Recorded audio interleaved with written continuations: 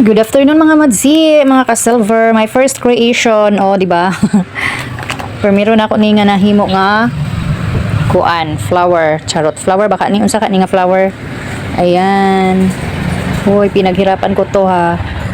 Lisod siya no, bibiya siya lalim maghimog ingon ani. Plus magasto imong utok kung unsa nga design imong buhaton.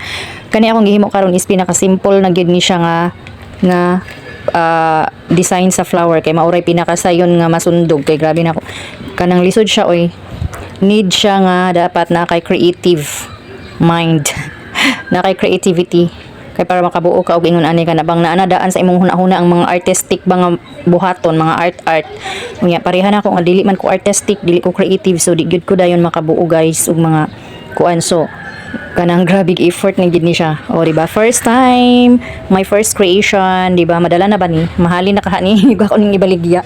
Kinsay ganahan ni guys. Kaya ako ning ibaligya.